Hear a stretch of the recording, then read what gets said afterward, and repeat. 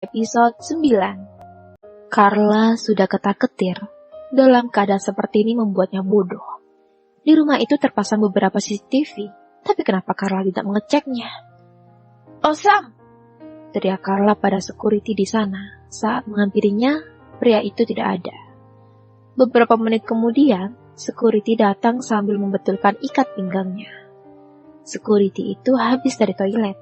Karena terkejut mendapati Carla, pria itu langsung membalikkan tubuhnya sembari membetulkan celananya. "Ada apa kau mencariku?" tanyanya setelah merapikan celananya. "Nona El kemana? Apa ada orang asing datang kemari?" tanya Carla. "Nona El belum bangun, aku belum melihatnya," jawab Osam. "Belum bangun bagaimana? Di kamar tidak ada. Cari sampai dapat, cepat." Osam masuk ke ruangannya yang di pinggir pintu gerbang. Ia langsung mengecek CCTV.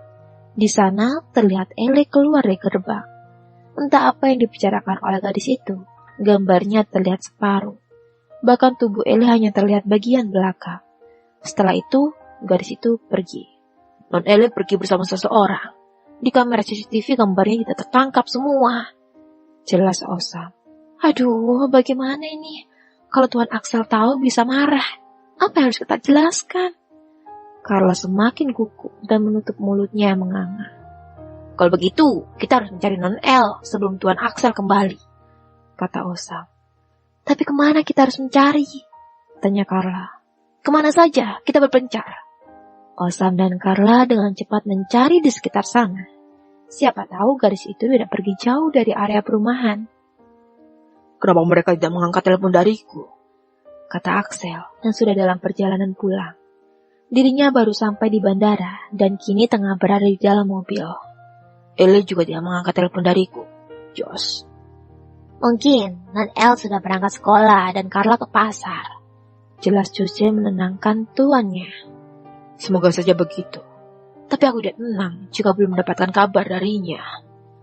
Axel cemas karena dari kemarin tak bertegur sapa dengan gadis itu setelah dirinya melarangnya pergi. Sekelebat rasa penyesalan itu ada. Terlebih karena Leo sudah mengetahui keberadaan putrinya. "Pak, cepat sedikit," tita Jose. Ia melihat kekhawatiran dari tuannya. Mobil pun langsung melesat bak mobil balap. Saat mobil memasuki area perumahan, Axel melihat Carla di sana. "Berhenti," pinta Axel.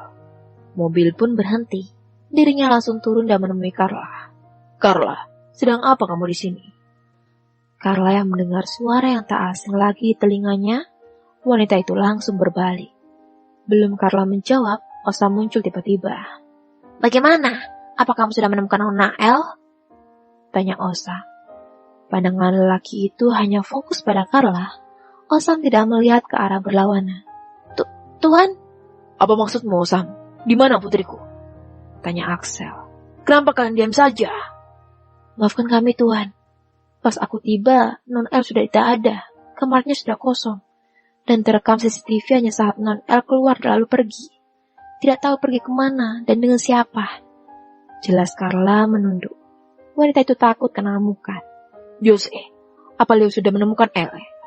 Wajah Axel memerah karena marah. "Temukan putriku sekarang," ditanya. "Tenangkan dirimu, Tuhan. Aku yakin Leo belum bertemu dengan Nona El. Kita lebih dulu sampai di sini," jelas Jose. "Carla, hubungi teman-teman Elle di sekolah. Siapa tahu salah satu di antara mereka ada yang tahu dengan keberadaannya," tita Axel. "Iya, Tuan." Carla dan Osam segera kembali ke rumah. Begitupun dengan Axel. Pria itu kembali masuk ke dalam mobil dan berniat mencari alamat teman-teman sekolah putrinya. "Jos, siapa teman dekat Elle?" tanya Axel saat berada di dalam mobil. "Untuk itu kurang tahu. Mungkin Carla tahu tentang ini," jawab Jose. "Leta, sudah jangan menangis terus. Biarkan Oma Yasmin tenang." Gadis itu terus mengusap lembut bahu Leta. Melihat jasad Yasmin yang sudah terbujur kaku di peti mati membuatnya semakin sedih. "Sayang, relakan Oma pergi," kata ayah Leta. "Dedi," Leta memeluk ayahnya. "Kita harus segera memakamkan jasad Oma," kata ayah Leta. "Sudah, jangan menangis lagi." ujarnya. Zuran, kamu tenangkan adikmu, kata ayah Leta pada Zuran. Karena Zuran yang mampu menenangkan putrinya. Ayah Leta sudah percaya penuh jika Zuran bisa menjaga adiknya, pikirnya. Tanpa diketahui bahwa mereka menjalin hubungan, Zuran dan Leta saling mencintai. Tak, sini, duduk dekat kakak, kata Zuran. Ele yang melihat hanya tersenyum tipis. Begitu perhatiannya Zuran pada Leta. Kasih sayang begitu terlihat nyata. Sedangkan dirinya hanya gadis yang diinginkan dengan sesaat. Ele kecewa pada dirinya. Pria itu hanya manis di bibir. Berkata bahwa dirinya akan menjaga. Pada kenyataannya, pria itu pergi tanpa kabar. Pemakaman pun dimulai. Yasmin sudah dikuburkan. Leta pun tenang karena Zuran terus mendampingi. Lelaki itu terus mengapit tubuh Leta. Setelah acara pemakaman selesai, mereka pun kembali pulang. Begitupun dengan Ele. Gadis itu memilih ikut pulang ke rumah Leta. Karena pulang ke rumah pun percuma. Tidak ada orang di sana. Tidak ada yang mencarinya juga, pikirnya. Ele melamun di mobil saat perjalanan pulang dari pemakaman. Leta melihat temannya itu terlihat sedih. El, kamu gak apa-apa? Tanya Leta. Aku baik-baik saja, tak. Jangan khawatir, bisik Ele. Kamu tidak pulang? Nanti dedimu mencari, kata Leta. Ele hanya menggelengkan kepala, lalu membuang muka ke arah jendela mobil menatap ke arah jalan. Leta mengusap bahwa Ele. Ia tahu apa yang dipikirkan temannya. Sama-sama memiliki perasaan pada orang terdekat. Kediaman Leta. El, kamu istirahat saja dulu, kata Leta sesampainya di rumah. Aku mau mandi, jawab Ele. Gadis itu langsung pergi ke kamar Leta. Sudah sering berkunjung dan membuatnya tidak canggung. Orang tua Leta sudah sangat dekat dengannya. Tak berselang lama, telepon di rumah itu berdering saat Ele menaiki anak tangga sempat menengok, tapi ia lanjutkan tujuannya. Biar aku yang angkat, kata Zuran. Sedangkan Ele, sesampainya di kamar Leta, ia langsung membersihkan diri. Bangun tidur langsung ke rumah sakit. Setelah mandi, ia menatap bayangannya di cermin. Melihat tubuhnya yang pernah disentuh oleh Ele. Dedi bohong. Katanya akan selalu bersamaku. Nyatanya Dedi pergi. Dedi tega padaku. Tangis Ele pecah. Ele berpikir bahwa laki-laki itu hanya menginginkan tubuhnya untuk menjadi pelampiasan. Dedi juga pasti lupa hari ini ulang tahunku. Kalaupun ingat, Dedi pasti akan menagihnya. Aku benci pada Dedi. Aku benci! Teriaknya. El, are you okay? Tanya Leta di balik pintu. Ele menatap pintu, menghapus air matanya dengan ibu jari. Ya tak, aku baik-baik saja. Ele tidak mau membuat beban Leta dengan masalahnya. Keluarlah, ada yang ingin bertemu denganmu, ujar Leta. Ele langsung keluar dari dalam kamar mandi, masih berbalukan dengan handuk. Siapa? Tanya Ele. Pakai saja pakaianmu, kamu bisa memakai bajuku. Aku tunggu di bawah, jangan lama-lama. Leta segera pergi, memberi ruang untuk Ele memakai pakaiannya. Ele terburu-buru, ia penasaran siapa yang ingin bertemu dengannya. Dalam hati, berharap Axel datang menjemputnya. Tapi itu mustahil. Dari mana laki-laki itu tahu akan keberadaannya? Apa dia peduli? Pikirnya. Ele keluar dari kamar, menuruni anak tangga. Sesampainya di sana, langkahnya terhenti di bawah tangga. Mengucek kedua mata karena tak percaya dengan penglihatannya. Bagaimana bisa laki-laki itu ada di sini? Lagi-lagi Ele sibuk dengan pemikirannya. Axel sibuk membongkar kamar anak gadisnya. Ia mencari apa saja yang bisa menemukan keberadaan gadis itu. Saat itu juga, ia melihat ponsel Ele yang tergeletak di atas ranjang. Meraihnya dan menghubungi salah satu kontak di sana. Dilihat dari panggilan terakhir. Axel menghubungi nama Aleta di sana. Terhubung tapi tak kunjung diangkat. Ya, Oma Yasmin. Mungkin Ele di sana, pikirnya. Carla! Teriak Axel. Ya Tuan. Carla datang dengan tergopoh. Napasnya memburuk. Ada apa? Tanyanya dengan tersenggal, dadanya turun naik. Cari nomor Oma Yasmin, mungkin Eli pergi ke sana. Titahnya, Axel memberikan ponsel Eli kepada Carla. Carla men-scroll nomor kontak, mencari nomor yang bisa terhubung dengan keluarga temannya. Carla berhasil menemukan nomor telepon rumah Aleta. Apa? Meninggal? Carla terkejut saat mendengar kabar Oma Yasmin meninggal, lalu merasa lega saat tahu Eli berada di sana. Tak lama, percakapan selesai. Bagaimana? Apa Eli di sana? Tanya Axel. Iya, tapi ada kabar duka. Jawab Carla sedih. Oma Yasmin meninggal. Sambungnya. Apa? Axel terkejut, ditambah rasa penyesalannya begitu dalam. Ia sempat melarang Eli pergi untuk menemui wanita tua itu. Mungkin firasat Eli begitu besar, sehingga dirinya ingin bertemu dengan Yasmin sebelum meninggal. Aku harus menjemput putriku.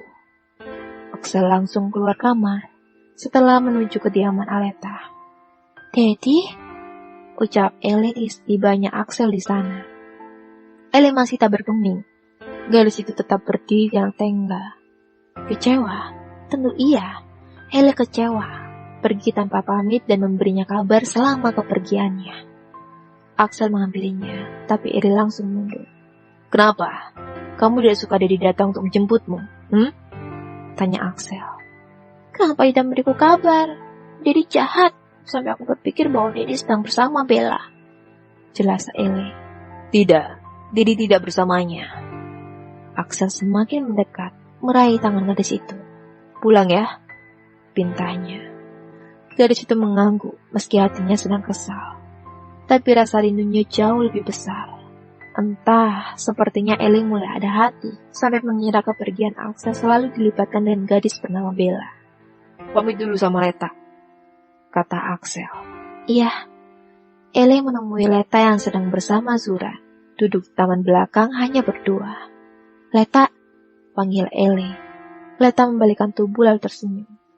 Aku pamit pulang ya, Tak. Gak jadi nginep? Tanya Zura. Tidak, Kak. Daddy sudah menjemputku. Jawab Eli. Baiklah. Leta beranjak dan ingin menemui Axel. Uncle, aku titip Eli. Dia terus melamun karena dedinya tidak memberi kabar. Biar perlu Uncle setiap detik mengabarinya. Kata Leta. Aleta? Protes Eli. Gadis itu menghentakkan kaki dengan manja dan bibirnya mengerucut. Iya, Uncle akan menghubunginya setiap waktu jika di luar rumah. Jelas Axel terkekeh. Setelah pamit kepada keluarga Leta, serta mengucapkan berbelasungkawa, Axel pun pergi dan bawa Eli kembali ke rumah. Kenapa tadi tidak memberiku kabar? Sesibuk itu sampai tidak ada waktu untukku. Tanya Eli yang sudah berada di dalam mobil menuju pulang. Maaf, sesal Axel. Semudah itu minta maaf? Eli membelikkan mata. Lalu dia bersapa, berlutut di depanmu, sambil minta maaf begitu? Ya, aku rasa itu ide yang tidak buruk. Selama Daddy salah, Daddy harus terus meminta maaf padaku. Iya, maafkan Daddy. Axel menarik tubuh anak gadisnya ke dalam dekapannya, mencium pucuk rambut gadis itu dengan dalam. Daddy melupakan sesuatu. Eli menundukkan wajah. Melupakan apa? Tuh kan, Daddy benar-benar lupa. Eli semakin kesal. Axel tidak mungkin lupa apa yang ditanyakan oleh gadis itu. Hari ulang tahun Eli tidak mungkin lupa, karena itu hari yang ditunggu-tunggu. Akan ada kejutan untuk Eli saat usianya pas 17 tahun. Apalagi tentang Leo yang sudah mengendus keberadaan Eli yang sebagai putrinya. Axel akan mempergunakan waktu sebaik mungkin. Tidak peduli dengan umur Eli yang masih berada di bawah 18 tahun. Ia sudah nekat dan membulatkan hati. Sekarang hanya menunggu hari H itu tiba. Tinggal beberapa hari lagi, Eli genap 17 tahun. Itu artinya dirinya bebas akan melakukan apapun pada gadis itu, pikirnya. Pantau Axel dari kejauhan. Aku ingin tahu apa dia tahu tentang anaknya yang bukan anak kandungnya, kata Leo pada Ronald. Leo sudah sampai di kota di mana Axel dan Eli tinggal. Ia akan melakukan penyelidikan secara diam-diam. Jika ada perlakuannya yang tidak membuat anaknya nyaman, terpaksa Leo akan mengambil hak asuh atas Eli. Baik, saya akan melakukan semua perintah Tuan. Bagi Ronald, cukup uang yang berbicara. Beberapa hari kemudian, kediaman Axel. Axel tengah membuat kejutan untuk Ellie, menyambut hari kelahirannya yang ke-17. Acara tersebut diselenggarakan di rumah. Axel tidak ingin ada yang tahu soal persiapannya. Ellie tidak tahu bahwa bukan cuma menyambut hari kelahiran, ada sesuatu yang akan membuatnya terkejut. Bersambung.